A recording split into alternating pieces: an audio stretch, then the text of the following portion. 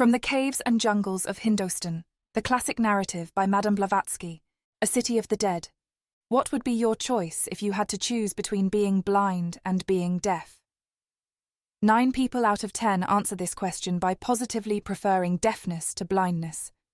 And one whose good fortune it has been to contemplate, even for a moment, some fantastic fairy-like corner of India, this country of lace-like marble palaces and enchanting gardens, would willingly add to deafness, lameness of both legs, rather than lose such sights.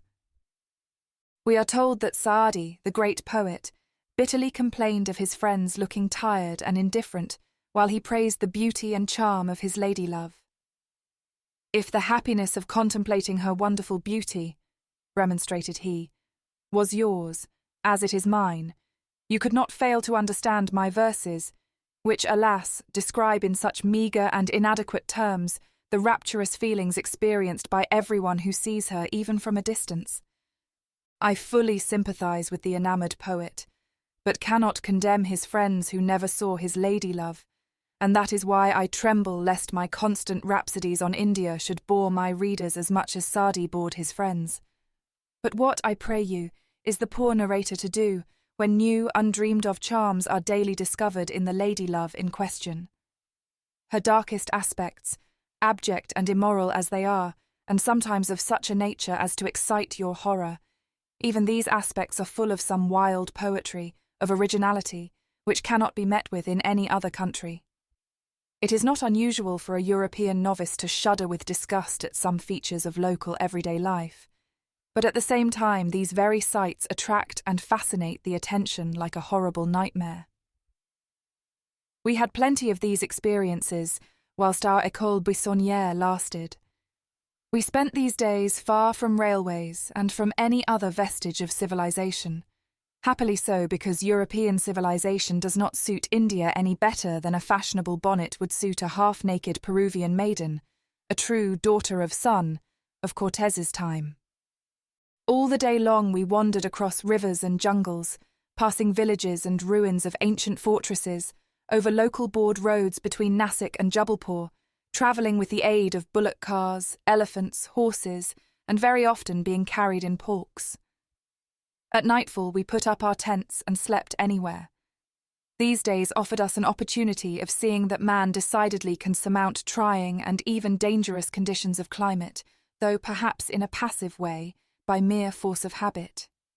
In the afternoons, when we, white people, were very nearly fainting with the roasting heat, in spite of thick cork topies and such shelter as we could procure, and even our native companions had to use more than the usual supplies of muslin round their heads, the Bengali babu travelled on horseback endless miles under the vertical rays of the hot sun, bareheaded, protected only by his thick crop of hair. The sun has no influence whatever on Bengali skulls. They are covered only on solemn occasions, in cases of weddings and great festivities. Their turbans are useless adornments, like flowers in a European lady's hair. Bengali babus are born clerks. They invade all railroad stations, post and telegraph offices and government law courts. Wrapped in their white muslin toga virilis, their legs bare up to the knees, their heads unprotected, they proudly loaf on the platforms of railway stations, or at the entrances of their offices, casting contemptuous glances on the Marathis, who dearly love their numerous rings and lovely earrings in the upper part of their right ears. Bengalis, unlike the rest of the Hindus, do not paint sectarian signs on their foreheads. The only trinket they do not completely despise is an expensive necklace, but even this is not common. Contrary to all expectations, the Marathis, with all their little effeminate ways, are the bravest tribe of India, gallant and experienced soldiers, a fact which has been demonstrated by centuries of fighting. But Bengal has never as yet produced a single soldier out of its 65 million inhabitants. Not a single Bengali is to be found in the native regiments of the British Army. This is a strange fact, which I refused to believe at first, but which has been confirmed by many English officers and by Bengalis themselves. But with all this, they are far from being cowardly. Their wealthy classes do lead a somewhat effeminate life, But their zemindars and peasantry are undoubtedly brave.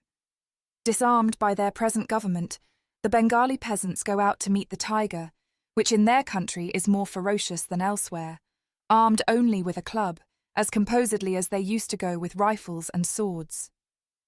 Many out-of-the-way paths and groves, which most probably had never before been trodden by a European foot, were visited by us during these short days. Gulab Lal Singh was absent, but we were accompanied by a trusted servant of his, and the welcome we met with almost everywhere was certainly the result of the magic influence of his name.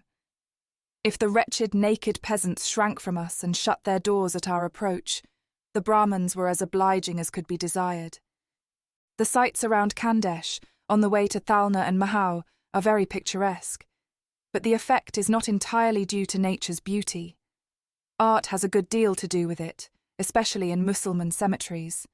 Now they are all more or less destroyed and deserted, owing to the increase of the Hindu inhabitants around them, and to the Mussulman princes, once the rightful lords of India, being expelled. Mussulmans of the present day are badly off, and have to put up with more humiliations than even the Hindus. But still they have left many memorials behind them, and amongst others, their cemeteries. The Mussulman fidelity to the dead is a very touching feature of their character.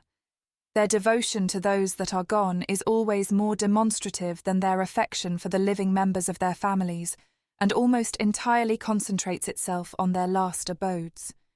In proportion as their notions of paradise are coarse and material, the appearance of their cemeteries is poetical, especially in India.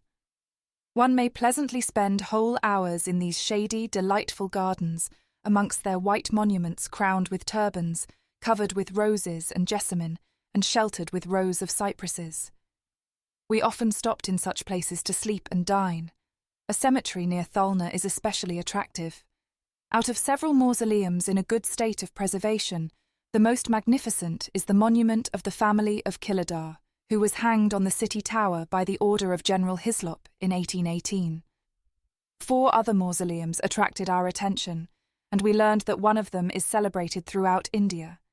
It is a white marble octagon, covered from top to bottom with carving, the like of which could not be found even in Père Lachaise. A Persian inscription on its base records that it cost 100,000 rupees.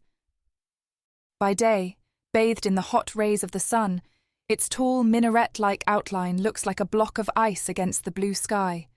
By night, with the aid of the intense phosphorescent moonlight proper to India, it is still more dazzling and poetical. The summit looks as if it were covered with freshly fallen snow crystals. Raising its slender profile above the dark background of bushes, it suggests some pure midnight apparition, soaring over this silent abode of destruction and lamenting what will never return. Side by side with these cemeteries rise the Hindu Ghats, generally by the riverbank. There really is something grand in the ritual of burning the dead. Witnessing this ceremony, the spectator is struck with the deep philosophy underlying the fundamental idea of this custom. In the course of an hour, nothing remains of the body but a few handfuls of ashes. A professional Brahman, like a priest of death, scatters these ashes to the winds over a river. The ashes of what once lived and felt, loved and hated, rejoiced and wept, are thus given back again to the 4 elements, to earth, which fed it during such a long time and out of which it grew and developed, to fire, emblem of purity, that has just devoured the body in order that the spirit may be rid of everything impure, and may freely gravitate to the new sphere of posthumous existence, where every sin is a stumbling block on the way to moksha, or infinite bliss, to air, which it inhaled and through which it lived, and to water, which purified it physically and spiritually, and is now to receive its ashes into her pure bosom. The adjective pure must be understood in the figurative sense of the mantram. Generally speaking, the rivers of India, beginning with the thrice sacred Ganges, are dreadfully dirty, especially near villages and towns. In these rivers about 200 millions of people daily cleanse themselves from the tropical perspiration and dirt. The corpses of those who are not worth burning are thrown in the same rivers, and their number is great, because it includes all Shudras, pariahs, and various other outcasts, as well as Brahmin children under 3 years of age. Only rich and high-born people are buried pompously. It is for them that the sandalwood fires are lit after sunset. It is for them that mantrams are chanted, and for them that the gods are invoked. But Shudras must not listen on any account to the divine words dictated at the beginning of the world by the 4 rishis to Veda Vyasa, the great theologian of Aryavarta. No fires for them, no prayers. As during his life a Shudra never approaches a temple nearer than 7 steps, so even after death he cannot be put on the same level with the twice-born. Brightly burn the fires, extending like a fiery serpent along the river. The dark outlines of strange, wildly fantastical figures silently move amongst the flames. Sometimes they raise their arms towards the sky, as if in a prayer. Sometimes they add fuel to the fires and poke them with long iron pitchforks. The dying flames rise high, creeping and dancing, sputtering with melted human fat and shooting towards the sky whole showers of golden sparks, which are instantly lost in the clouds of black smoke. This on the right side of the river. Let us now see what is going on the left.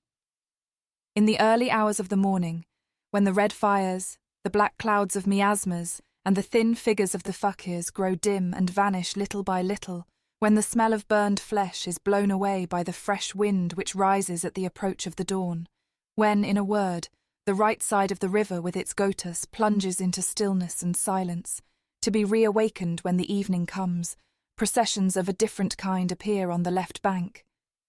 We see groups of Hindu men and women in sad, silent trains. They approach the river quietly. They do not cry and have no rituals to perform. We see 2 men carrying something long and thin, wrapped in an old red rug. Holding it by the head and feet, they swing it into the dirty, yellowish waves of the river. The shock is so violent that the red rug flies open, and we behold the face of a young woman tinged with dark green, who quickly disappears in the river. Further on, another group, an old man and 2 young women. One of them, a little girl of 10, small, thin, hardly fully developed, sobs bitterly. She is the mother of a stillborn child whose body is to be thrown in the river. Her weak voice monotonously resounds over the shore, and her trembling hands are not strong enough to lift the poor little corpse that is more like a tiny brown kitten than a human being. The old man tries to console her, and taking the body in his own hands, enters the water and throws it right in the middle. After him, both the women get into the river, and having plunged 7 times to purify themselves from the touch of a dead body, they return home, their clothes dripping with wet. In the meanwhile, vultures, crows, and other birds of prey gather in thick clouds and considerably retard the progress of the bodies down the river. Occasionally, some half-stripped skeleton is caught by the reeds and stranded there helplessly for weeks, until an outcast, whose sad duty it is to busy himself all his life long with such unclean work, takes notice of it, and catching it by the ribs with his long hook, restores it to its highway towards the ocean. But let us leave the riverbank, which is unbearably hot in spite of the early hour. Let us bid goodbye to the watery cemetery of the poor. Disgusting and heart-rending are such sights in the eyes of a European. And unconsciously, we allow the light wings of reverie to transport us to the far north, to the peaceful village cemeteries where there are no marble monuments crowned with turbans, no sandalwood fires, no dirty rivers to serve the purpose of a last resting place, but where humble wooden crosses stand in rows, sheltered by old birches. How peacefully our dead repose under the rich green grass. None of them ever saw these gigantic palms, sumptuous palaces and pagodas covered with gold. But on their poor graves grow violets and lilies of the valley, and in the spring evenings nightingales sing to them in the old birch trees. No nightingales ever sing for me, either in the neighbouring groves or in my own heart. The latter, least of all. Let us stroll along this wall of reddish stone. It will lead us to a fortress once celebrated and drenched with blood, now harmless and half-ruined, like many another Indian fortress. Flocks of green parrots, startled by our approach, fly from under every cavity of the old wall, their wings shining in the sun like so many flying emeralds. This territory is accursed by Englishmen. This is Chandvad, where during the Sepoy Mutiny, the Bhils streamed from their ambuscades like a mighty mountain torrent and cut many an English throat. Tattva, an ancient Hindu book, treating of the geography of the times of King Asoka, 250–300 BC, teaches us that the Marathi territory spreads up to the wall of Chandvad or Chandor, and that the Khandesh country begins on the other side of the river. But English people do not believe in Tattva or in any other authority and want us to learn that Khandesh begins right at the foot of Chandor hillocks. 12 miles southeast from Chandvad, there is a whole town of subterranean temples, known under the name of Enkai Tenkai. Here, again, the entrance is 100 feet from the base, and the hill is pyramidal. I must not attempt to give a full description of these temples, as this subject must be worked out in a way quite impossible in a newspaper article. So I shall only note that here all the statues, idols, and carvings are ascribed to Buddhist ascetics of the first centuries after the death of Buddha. I wish I could content myself with this statement, but, unfortunately, Messieurs les archéologues meet here with an unexpected difficulty, and a more serious one than all the difficulties brought on them by the inconsistencies of all other temples put together. In these temples there are more idols designated Buddhas than anywhere else. They cover the main entrance, sit in thick rows along the balconies, occupy the inner walls of the cells, watch the entrances of all the doors like monster giants, and 2 of them sit in the chief tank, where spring water washes them century after century, without any harm to their granite bodies. Some of these Buddhas are decently clad, with pyramidal pagodas as their headgear. Others are naked. Some sit, others stand. Some are real colossi, some tiny, some of middle size. However, all this would not matter. We may go so far as to overlook the fact of Gautama's or Siddhartha Buddha's reform, consisting precisely in his earnest desire to tear up by the roots the Brahmanical idol worship. Though, of course, we cannot help remembering that his religion remained pure from idol worship of any kind during centuries, until the Lamas of Tibet, the Chinese, the Burmese, and the Siamese, taking it into their lands, disfigured it and spoilt it with heresies. We cannot forget that, persecuted by conquering Brahmins and expelled from India, it found, at last, a shelter in Ceylon, where it still flourishes like the legendary aloe, which is said to blossom once in its lifetime, and then to die, as the root is killed by the exuberance of blossom, and the seeds cannot produce anything but weeds. All this we may overlook, as I said before, but the difficulty of the archaeologists still exists, if not in the fact of idols being ascribed to early Buddhists, then in the physiognomies, in the type of all these Enkai Tenkai Buddhas. They all, from the tiniest to the hugest, are Negroes, with flat noses, thick lips, 45 degrees of the facial angle, and curly hair. There is not the slightest likeness between these Negro faces and any of the Siamese or Tibetan Buddhas, which all have purely Mongolian features and perfectly straight hair. This unexpected African type, unheard of in India, upsets the antiquarians entirely. This is why the archaeologists avoid mentioning these caves. Enkai Tenkai is a worse difficulty for them than even Nasik. They find it as hard to conquer as the Persians found Thermopylae. We passed by Malaganva and Shikalval, where we examined an exceedingly curious ancient temple of the Jainas.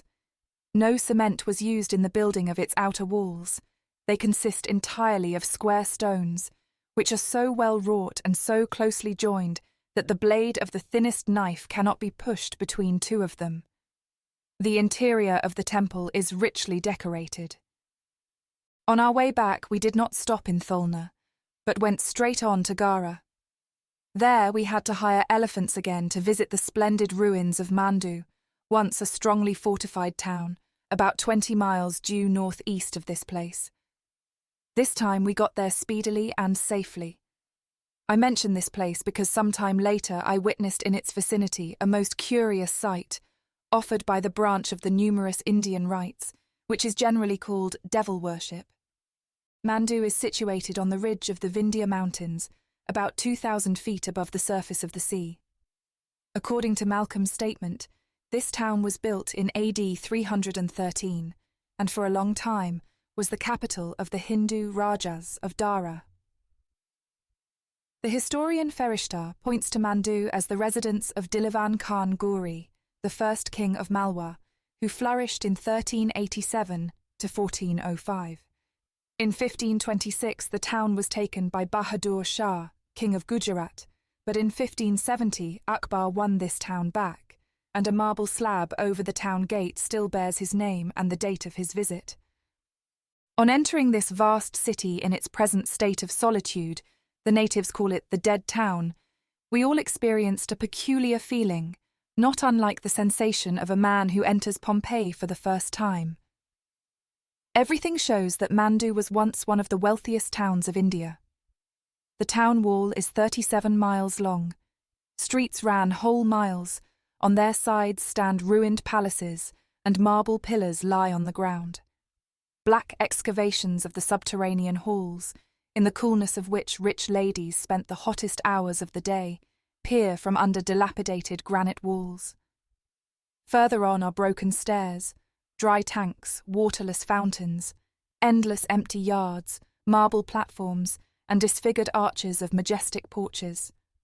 All this is overgrown with creepers and shrubs, hiding the dens of wild beasts. Here and there a well-preserved wall of some palace rises high above the general wreck, its empty windows fringed with parasitic plants blinking and staring at us like sightless eyes, protesting against troublesome intruders.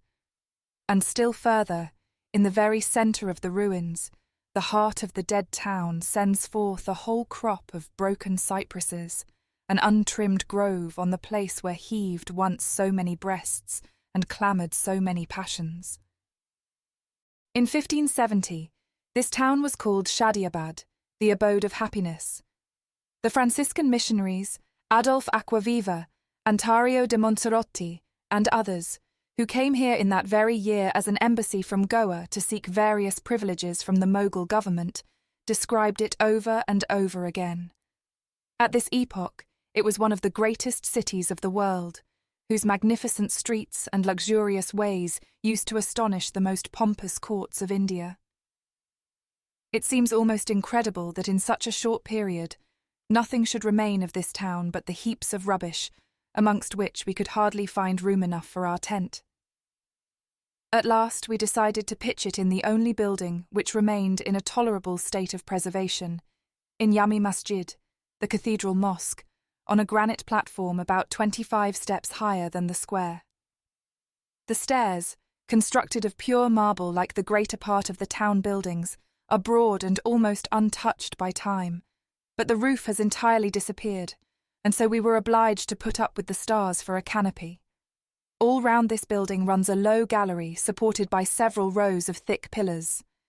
From a distance it reminds one, in spite of its being somewhat clumsy and lacking in proportion, of the Acropolis of Athens. From the stairs, where we rested for a while, there was a view of the mausoleum of Gushanga Guri, king of Malwa, in whose reign the town was at the culmination of its brilliancy and glory. It is a massive, majestic, white marble edifice, with a sheltered peristyle and finely carved pillars. This peristyle once led straight to the palace, but now it is surrounded with a deep ravine, full of broken stones and overgrown with cacti. The interior of the mausoleum is covered with golden lettering of inscriptions from the Quran, and the sarcophagus of the Sultan is placed in the middle. Close by it stands the palace of Baz Bahadur, all broken to pieces, nothing now but a heap of dust covered with trees. We spent the whole day visiting these sad remains, and returned to our sheltering place a little before sunset, exhausted with hunger and thirst, but triumphantly carrying on our sticks 3 huge snakes, killed on our way home. Tea and supper were waiting for us. To our great astonishment, we found visitors in the tent. The patel of the neighbouring village, something between a tax collector and a judge, and two zemindars, landowners, rode over to present us their respects and to invite us and our Hindu friends, some of whom they had known previously, to accompany them to their houses.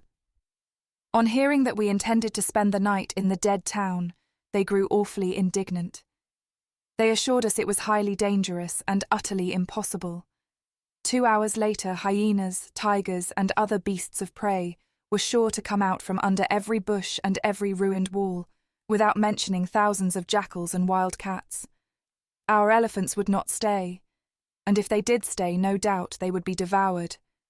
We ought to leave the ruins as quickly as possible and go with them to the nearest village, which would not take us more than half an hour. In the village, everything had been prepared for us, and our friend the Babu was already there and getting impatient at our delay. Only on hearing this did we become aware that our bare-headed and cautious friend was conspicuous by his absence. Probably he had left some time ago, without consulting us, and made straight to the village where he evidently had friends. Sending for us was a mere trick of his. But the evening was so sweet, and we felt so comfortable, that the idea of upsetting all our plans for the morning was not at all attractive. Besides, it seemed quite ridiculous to think that the ruins, amongst which we had wandered several hours without meeting anything more dangerous than a snake, swarmed with wild animals. So we smiled and returned thanks, but would not accept the invitation. "But you positively must not dare to stay here," insisted the fat Patel. "In case of accident, I shall be responsible for you to the government. Is it possible you do not dread a sleepless night spent in fighting jackals, if not something worse? You do not believe that you are surrounded with wild animals. It is true they are invisible until sunset, but nevertheless they are dangerous. If you do not believe us, believe the instinct of your elephants, who are as brave as you, but a little more reasonable. Just look at them."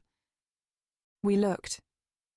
Truly, our grave, philosophic-looking elephants behaved very strangely at this moment. Their lifted trunks looked like huge points of interrogation. They snorted and stamped restively. In another minute, one of them tore the thick rope with which he was tied to a broken pillar, made a sudden volte-face with all his heavy body, and stood against the wind, sniffing the air. Evidently he perceived some dangerous animal in the neighbourhood. The colonel stared at him through his spectacles and whistled very meaningly. "Well, well," remarked he, "what shall we do if tigers really assault us?" "What shall we do indeed?" was my thought. "Thakur Gulab Lal Singh is not here to protect us." Our Hindu companions sat on the carpet after their Oriental fashion, quietly chewing betel. On being asked their opinion, they said they would not interfere with our decision, and were ready to do exactly as we liked. But as for the European portion of our party, there was no use concealing the fact that we were frightened, and we speedily prepared to start. 5 minutes later, we mounted the elephants, and in a quarter of an hour, just when the sun disappeared behind the mountain and heavy darkness instantaneously fell, we passed the gate of Akbar and descended into the valley. We were hardly a quarter of a mile from our abandoned camping place when the cypress grove resounded with shrieking howls of jackals, followed by a well-known mighty roar. There was no longer any possibility of doubting. The tigers were disappointed at our escape. Their discontentment shook the very air, and cold perspiration stood on our brows. Our elephant sprang forward, upsetting the order of our procession and threatening to crush the horses and their riders before us. We ourselves, however, were out of danger. We sat in a strong howdah, locked as in a dungeon. "It is useless to deny that we have had a narrow escape," remarked the colonel, looking out of the window at some 20 servants of the Patel who were busily lighting torches.